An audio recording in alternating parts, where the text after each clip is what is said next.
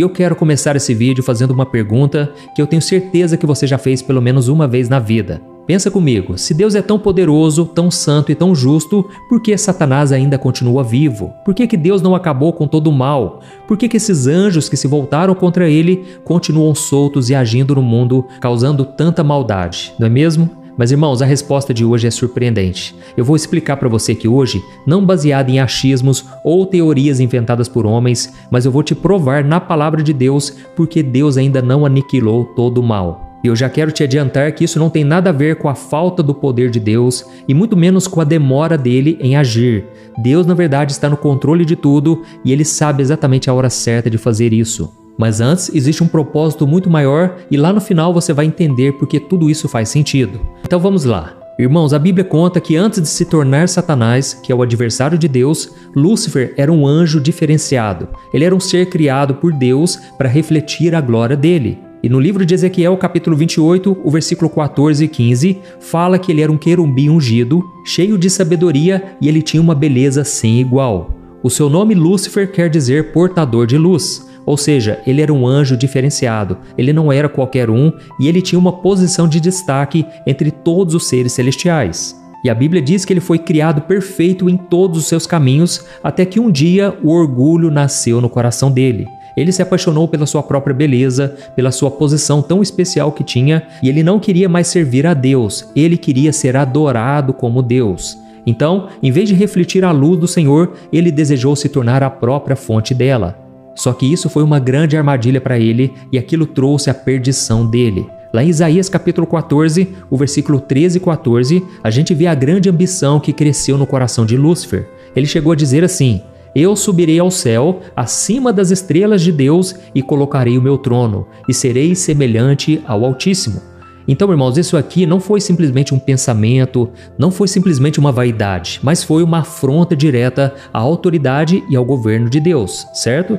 E o pecado de Lúcifer, irmãos, não afetou só ele. Ele arrastou junto com ele 1/3 dos anjos do céu, que antes adoravam ao Senhor e serviam à vontade dele, mas acabaram se rebelando também contra o Criador.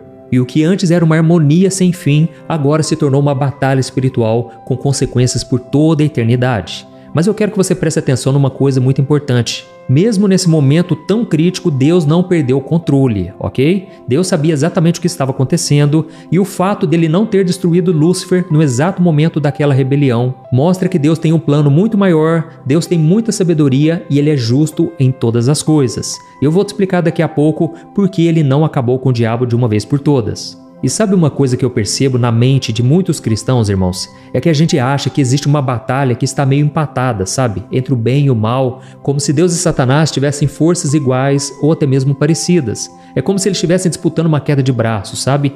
Mas, irmãos, Deus é o Criador, ele não tem rival nenhum. Satanás não passa de uma criatura, então ele não tem o mesmo poder jamais, ok? Inclusive, a Bíblia diz que Satanás é inimigo do povo de Deus, é inimigo das pessoas, porque ele não tem capacidade de enfrentar o Criador. Só para você ter noção, quando Jesus estava aqui na Terra, a Bíblia diz que ele expulsava demônios com o dedo de Deus. Pense nisso, só o dedinho de Deus já mandava o mal embora. E a Bíblia também conta que no final dos tempos, quando Jesus voltar, Deus vai destruir e aniquilar Satanás de uma vez por todas, apenas com o sopro de sua boca. Então só por aí você entende o quanto é desproporcional a força de cada um.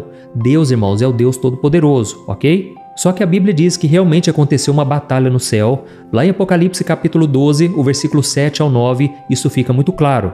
A Bíblia diz que Miguel e os seus anjos lutaram contra o dragão e os seus anjos. Mas eles não prevaleceram e não se achou mais lugar para eles no céu. Então, naquele momento, o diabo foi lançado à terra junto com todos os anjos que o seguiram. E tem uma outra coisa que é importante você saber, é que existe uma certa diferença entre demônios e anjos caídos. Talvez você nunca ouviu falar sobre isso, mas eu vou te explicar de um jeito simples. A Bíblia deixa claro que existem forças espirituais diferentes e quando a gente percebe essa diferença, nós passamos a entender muito melhor o que realmente está acontecendo no mundo espiritual. Como eu te expliquei até agora, os anjos caídos são aqueles que antes serviam a Deus e eles foram expulsos do céu junto com Lúcifer, ok? Eles são seres espirituais, são inteligentes, eles têm capacidade de agir e também de causar muita destruição, porque desde que Adão e Eva deram espaço para o inimigo, eles cederam ao pecado, naquele momento Satanás ganhou poder sobre a humanidade. E a Bíblia diz que o mundo todo jaz no maligno, ok? Só que tem um detalhe, esses anjos caídos, eles vivem de forma organizada. E lá em Efésios capítulo 6, o versículo 12, a Bíblia diz que a nossa batalha não é contra as pessoas, mas contra governantes e autoridades das trevas, contra forças espirituais do mal nas regiões celestiais. E aqui está se referindo claramente a esses anjos caídos. E a função principal deles é influenciar sistemas, governos e culturas inteiras. E já os demônios, irmãos, eles têm um papel diferente. Na palavra de Deus, eles são chamados de espíritos impuros e eles não têm descanso, ou seja, eles vivem procurando corpos humanos para realizar as suas maldades. Por exemplo, lá no Evangelho de Lucas, capítulo 8, o versículo 30 ao 33, a gente vê uma legião de demônios implorando para não serem enviados para o abismo, mas para que eles entrassem numa manada de porcos. E isso mostra que eles são espíritos sem corpo, sem descanso, e eles não têm uma direção definida. E mesmo que a Bíblia não mostre claramente a origem exata dos demônios, muitos estudiosos levantam hipóteses, e uma delas é que eles podem ser espíritos ligados aos nefilins que são mencionados em Gênesis capítulo 6, ou simplesmente uma ordem menor de anjos caídos. Eu confesso a vocês que eu não tenho uma resposta exata, na verdade ninguém tem, porque a Bíblia não dá detalhes. Mas o que a gente sabe ao certo é que eles não são iguais aos anjos caídos em termos de posição e de função, ok? Os demônios parecem agir mais no nível pessoal, atacando pessoas, famílias, enquanto os anjos caídos, eles têm uma influência mais ampla, mais estratégica. Como eu disse, eles afetam culturas, governos e territórios inteiros. Sabe quando você olha para um país ou para uma região e você percebe que tem muita prostituição, ou então tem muita bebedeira, muitos vícios, muitos divórcios, tudo aquilo são gerados pelos anjos caídos. E voltando agora a falar sobre o assunto principal desse vídeo, por que Deus simplesmente não destruiu Satanás, os anjos caídos, os demônios, já que eles pecaram e já que eles não têm mais a salvação? Irmãos, primeiramente a gente precisa entender uma coisa. A Bíblia diz em João capítulo 4, versículo 24, que Deus é espírito, assim como os anjos. E por isso esses anjos, esses demônios, eles não estão sujeitos à morte física, como nós conhecemos. Porque um espírito não pode simplesmente ser destruído como um corpo humano, ok? E além disso, existe uma razão ainda mais profunda e tão nítida na Bíblia. A Bíblia deixa muito claro que Deus é justo, só que o julgamento definitivo de Deus ainda não aconteceu. Os anjos já não são inocentes mais, eles não têm mais perdão, só que o juízo vai acontecer no tempo certo, no tempo determinado por Deus, quando toda a humanidade estiver diante de Deus no juízo final. Inclusive, a Bíblia diz que nós estaremos com Deus, nós cristãos que aceitamos Jesus, estaremos ao lado de Deus para julgar Satanás e os seus demônios. E nós teremos autoridade para julgar esses anjos caídos. Olha que coisa tremenda, né? E tem um detalhe muito importante também. Lá em 2 Pedro, capítulo 2, o versículo 4, diz assim, ó: Deus não poupou aos anjos que pecaram, mas lançou-os no inferno, prendendo-os em abismos escuros para serem reservados para o juízo. Ou seja, existe um grupo de anjos caídos que estão aprisionados só aguardando o dia do juízo. E esse juízo já está marcado, nós não sabemos a data, mas Deus é perfeito, Deus é justo e Ele vai fazer tudo na hora certa. E tem um detalhe, Deus permite sim que o inimigo ele traga destruição, não somente na vida das pessoas, mas na humanidade. Por quê? Deus nos deu a liberdade de escolha. O livre-arbítrio, irmãos, é algo que não dá pra gente negar. Porque se a gente parar para pensar, a gente fica até confuso. Afinal de contas, se Deus sabia que Lúcifer iria se rebelar, por que Deus criou ele mesmo assim? E a resposta a gente chega nessa conclusão, é o livre-arbítrio. Deus não criou robôs programados para obedecer, Ele criou seres com liberdade de verdade, certo? Tanto esses anjos quanto pessoas. E Ele faz isso porque Ele nos ama. Afinal de contas, é muito fácil você amar quando você é obrigado a fazer aquilo. Mas Deus não quer forçar nada a ninguém. Inclusive, Deus deu essa chance de liberdade para os anjos, porque Ele deseja que esse relacionamento seja baseado no amor, na confiança. Entendeu até agora? E eu sei que tem uma outra pergunta que muita gente me faz, que é o seguinte: os anjos caídos e os demônios, eles podem se arrepender, pastor? Irmãos, a Bíblia mostra de forma definitiva que não. A situação deles é diferente da nossa, porque para nós, seres humanos, Deus nos dá a chance do arrependimento, do perdão. A gente tem a oportunidade de escolher a Deus e ser salvo. Mas para os anjos que se rebelaram, a escolha foi definitiva. Eles viram a glória de Deus de perto, eles conheceram a verdade de uma forma completa, e mesmo assim eles escolheram se voltar contra ele.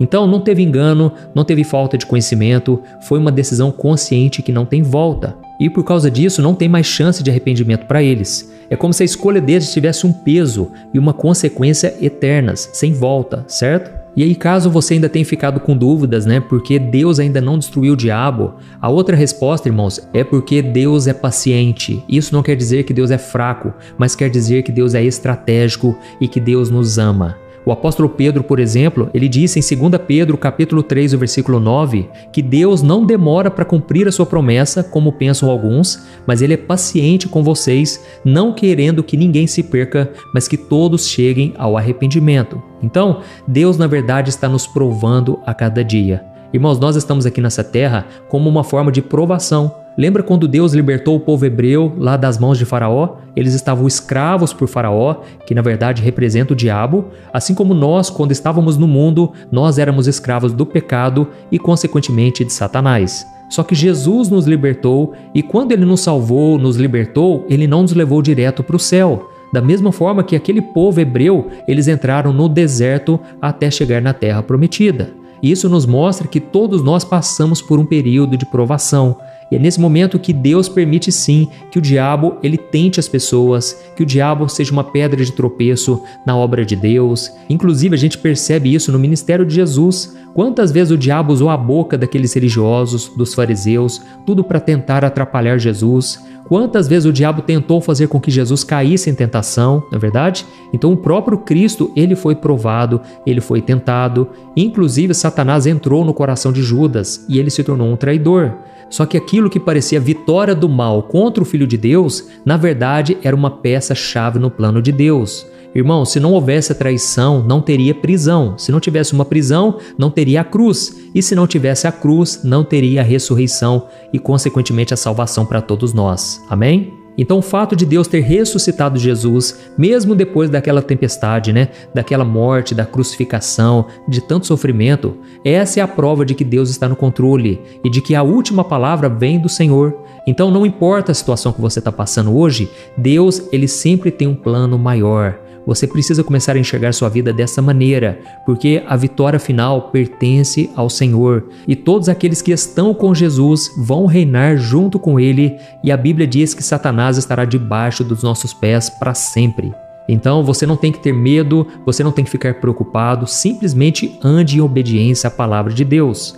Quando a gente percebe que homens e mulheres na Bíblia, eles sofreram perdas, eles sofreram derrotas, é porque o pecado tinha entrado na vida deles. Mas à medida em que eles estavam obedientes, Deus sempre dava vitória. Então, quem na verdade está no controle é Deus e o próprio Jesus falou: não tenham medo dos homens, não tenham medo de nada nesse mundo e nem do diabo, mas tenham temor de Deus, porque é Ele quem pode fazer as pessoas sofrerem a condenação eterna no inferno. Então, irmãos, eu sei que essa palavra é dura, não é fácil de ouvir, mas é necessária. A gente tem que ter o temor de Deus. Então se arrependa, entregue a sua vida para Jesus hoje, porque Ele sim é o vencedor, amém? Venha para o lado do vencedor, venha fazer parte da família de Deus. Olha, não tem nada melhor do que andar na luz com o Senhor, do que andar em santidade. Eu sei que não é fácil, Jesus não disse que seria fácil de forma alguma, pelo contrário, Ele falou que nós teríamos muitas aflições, mas Ele venceu o mundo, Ele venceu tudo por nós. Glória a Deus! Eu espero que você tenha gostado dessa mensagem e agora eu peço que você compartilhe com seus amigos, familiares e continue aqui no meu canal e eu te espero no próximo vídeo. Que Deus te abençoe poderosamente. Um grande abraço.